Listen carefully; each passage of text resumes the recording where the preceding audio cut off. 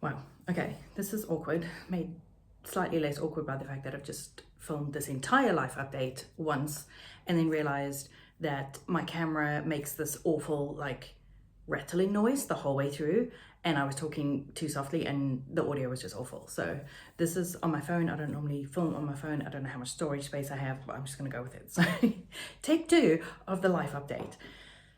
So the last time I uploaded was a garden tour, and before that I think there was a frightful grant. But the last time I actually spoke to you on my channel about my channel was 4 years ago, when I was telling you that I wasn't going to be uploading anymore.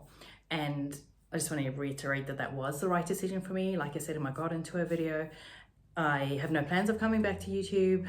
I just wanted to kind of have a catch up with an old friend, which is what this feels like, and just kind of like say hi and just what's been happening in the last 4 years.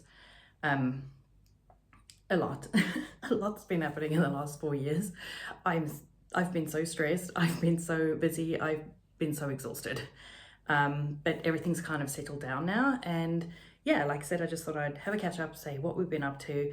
There are some very kind, lovely people who have been leaving comments on my Instagram where I was uploading photography and outfits, or DMing me and saying they miss my videos and they're thinking of us. And I guess that's why I'm doing this update, because I really do value the people who supported my channel, who cared about me and my family. And yeah, I just wanted to say hi. I think I'm looking at the right place. I don't normally film on my phone, so let's see how this goes. I'm going to do this with minimal editing as well. I just want to, yeah. So where have I been for the last 4 years? Well, as you can see, I'm in a new place, which I'll get to at the end of this update. But yeah, during those 4 years, a lot happened. I was having some health issues. I have Hashimoto's thyroiditis, which is an autoimmune disease which affects the thyroid, and it was for the most part pretty well managed. But some things happened and I ended up changing doctors and changing medication, like all of my medication, my HRT, everything. And this was the right decision because I began sleeping properly, which I'd had 7 years of insomnia, and it turned out it was on the wrong thyroid meds. But anyway, so it was the right decision. However, it kind of set off an 18-month-long flare, and I was pretty sick. I was down and out, exhausted, brain fog, all the things. And it was kind of scary because it was just going on and on. We couldn't figure out, my doctor and I couldn't figure out what was going on. I was having all these blood tests, and eventually just kind of came to the conclusion that it was an autoimmune flare and it would settle itself down, which eventually it did. But I had like 1.5 years of that, and that was pretty tough to deal with. That would have been enough to deal with, but no. During that time, I also started studying a bachelor's degree because that seemed like a good idea. I was having lunch with a friend after I'd closed down my YouTube channel, and we were kind of talking about it. And I said to her, I feel like I'm waiting with open hands for the next thing, but I don't know what the next thing is. And she said to me, well, what have you always wanted to do? And I said, I've always wanted to be a therapist, but that just never felt like it was available to me. That was for people with degrees. I hadn't had the opportunity to study after high school. And yeah, it just kind of felt out of my reach. And then she said, well, why don't you do a degree? And every time I went to answer her, I recognized it was just an excuse. There was actually no good reason. And I was like, oh, I have to do a degree. So I did a degree, and I was so scared to do it. It was something that was so daunting to me and took a lot of courage to do it. I had to kind of like trick myself and just be like, I'm just gonna look into it. I'm just gonna see what options are available and, just like check it out. I'm not gonna tell anyone. I'm just gonna do the first semester, see how it goes. Knowing like once I start something or commit to something, I'm just gonna see it through. But I had to kind of trick myself into do it because I was so scared to do it. So yeah, I ended up finding a place that I could do it pretty much fully remotely. There were some in-person weeks I had to go up to Auckland to do, and it was a 3-year-long degree, and I did it. And I'm really, really proud of myself, and I'm really grateful that I get to do this work now. And I feel like I'm doing the work that I was meant to do. And yeah, during my degree process, I started working for a nonprofit for my practicum placement, and after my first semester of doing that, they actually employed me, which I'm really grateful for, because usually you would do 2 years practicum placement unpaid. But yeah, I've been employed there for 3 years, and I love the work. I feel so privileged that people allow me into their lives and trust me in such a vulnerable way to walk alongside them. And yeah, I love the constant learning that the job involves. And I've actually recently kind of launched my private practice as well, which I'm doing currently alongside that nonprofit work. We'll see how it goes in the future if I'm going to transition fully into that, but I'm really grateful for being able to do both at the moment. I'll get back onto that in a minute and the focus on my work there. And yeah, just continue sort of that timeline through the last 4 years. So I was busy studying the degree. It was one of the hardest things I've ever done. A counseling degree is pretty intense and really personal and really requires you to kind of pull your guts out. Tertiary education is not something I'd ever done before. It took me really out of my comfort zone. Yeah, it was a lot. And I was busy dealing with my health condition as well, and like being so exhausted. I would be like working on assignments in the morning and then I would just crash on the couch and sleep all afternoon because I was so drained and so exhausted. So that was a lot to be dealing with. And my father passed away sort of just suddenly and unexpectedly, and that really hit me. And obviously grieving is a lot and intense and exhausting and all consuming, and that was really tough to navigate as well. I don't want to talk too much about that because I'm going to get emotional, but yeah, losing a parent is really tough. It was tough being so far away and to kind of get that news over a phone call, and yeah, it's a lot, but I won't go any further into it than that. I'm sure you can imagine, at least to some degree, what that was like. Also, during this time, we moved a house onto our section. I mentioned it in my garden tour video that, yeah, we decided to subdivide our property. So we moved a house onto the section, and actually one of our kids moved into it. So during this time, Grant and I became empty nesters as well, which is quite a big life transition to navigate and to wrap your head around. And there's good things that come out of it, and it's also hard, and there's change and grief, and it's a lot. So these are all big things. It was like one after another while I'm earning my degree, and it just felt like a lot, and like one thing after another. Like I would just catch my breath and it would just be the next big thing, and it's sort of all just piled up, and I just kept moving forward. And at the same time doing work where I'm supporting other people through really difficult things and navigating the boundaries around that and developing my practice. And yeah, so that's kind of where I've been for the last 4 years.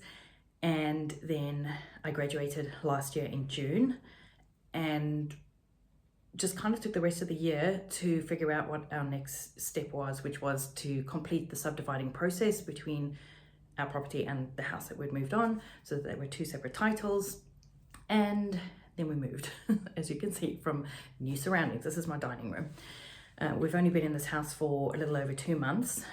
But yeah, obviously the process started last year. My friend Cami had been campaigning for 8 years to get us to move to Wellington. And every time we came down to visit, I was just like, never say never, but there's nowhere in Wellington that really speaks to me. There's nowhere I've been where I'm like, oh, I could live here, or this feels like me.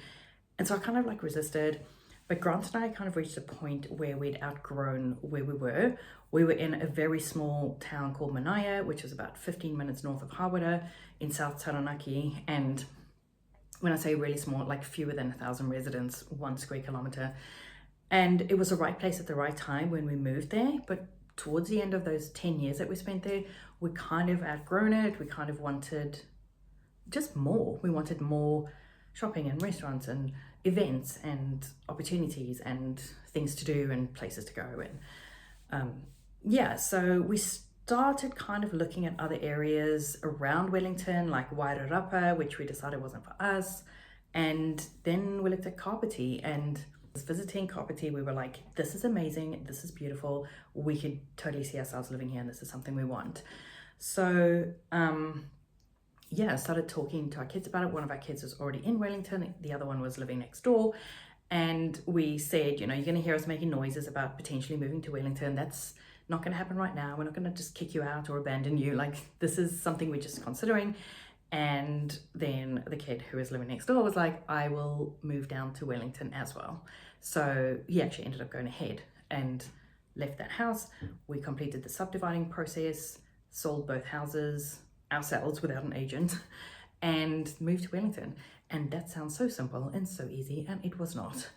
The first half of this year has been so stressful trying to buy a house. I won't go into the details, but my goodness, when there's a housing shortage, when the housing stock is of poor quality, quite often, like problematic things, that is a deal breaker.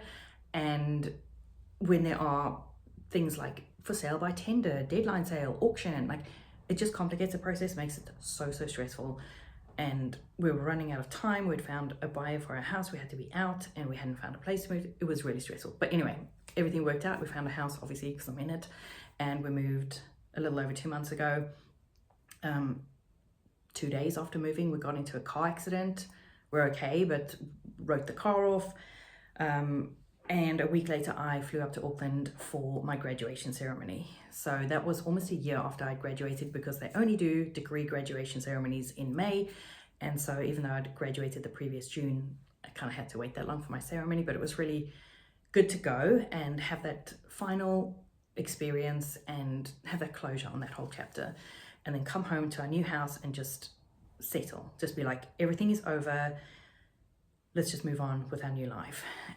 So we've been really happy since moving, like really enjoying our new place and our new life and a new home, and planning the changes we want to make and the things we want to do, and launching my private practice. So Grant and I were both able to keep our jobs, thankfully. So we both work remotely.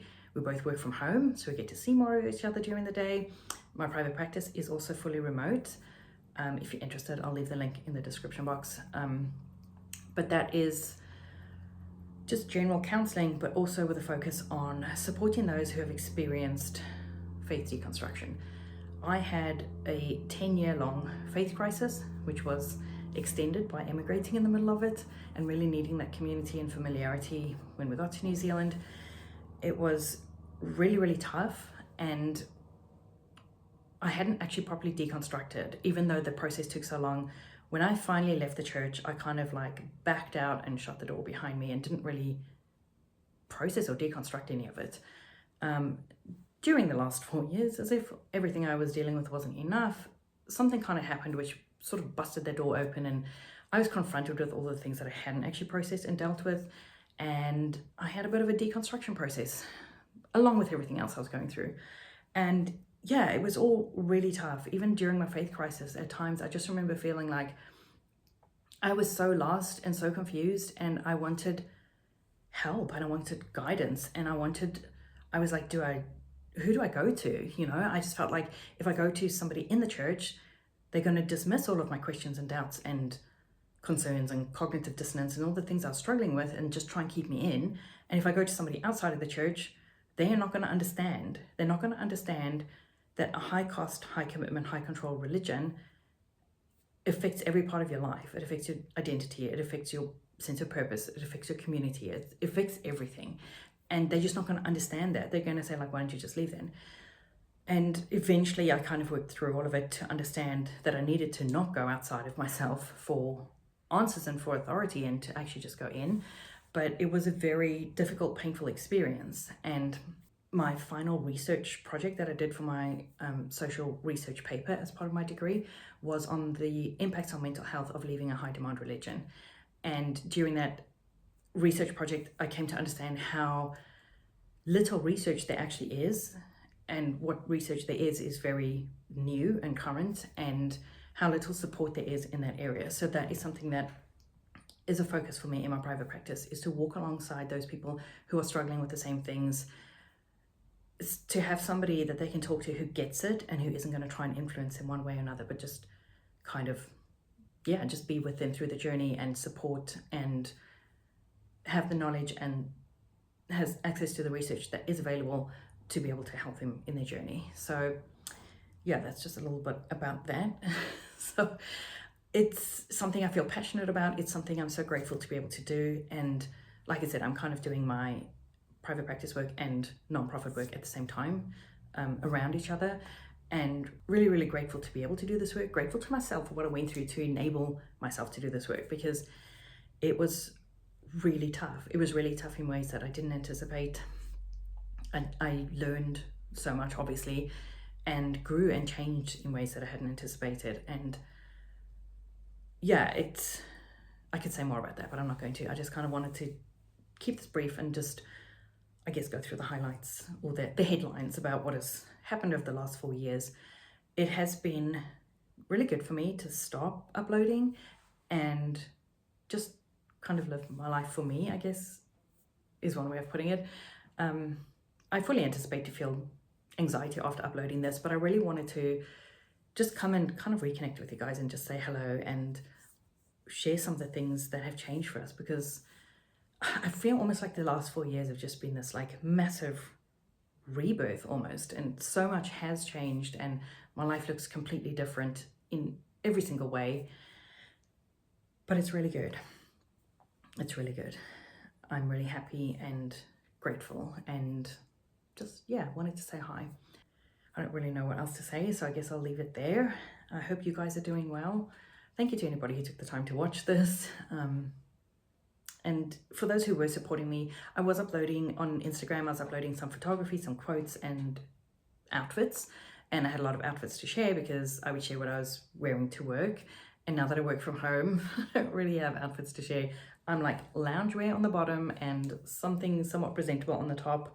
And I can wear the same outfit the whole week and nobody knows, because I see each client for 1 hour and don't bump into colleagues at work because I'm just working at home. So yeah, that's kind of why I stopped uploading on Instagram as well. I haven't really picked up my camera since moving. I haven't really had my creative juices flowing. I feel like we're in the depths of winter at the moment, and just after everything that has happened over the last 4 years and the beginning half of this year, how stressful it was, I just feel like the rest of this year is like, catch my breath, let go, relax, settle into our new life, kind of, yeah, process everything that has happened and just move forward with a fresh start. So yeah, is there anything else that I haven't mentioned? I've got a whole list here of things to talk about, but I think I covered everything. Hope you guys are doing well. I don't even know how to end this. Normally I would say thanks for watching, see you in the next one, but there's not going to be a next one, or if there is, I don't know when it's going to be. So I'll just say thanks for watching. I hope you're doing well, and goodbye.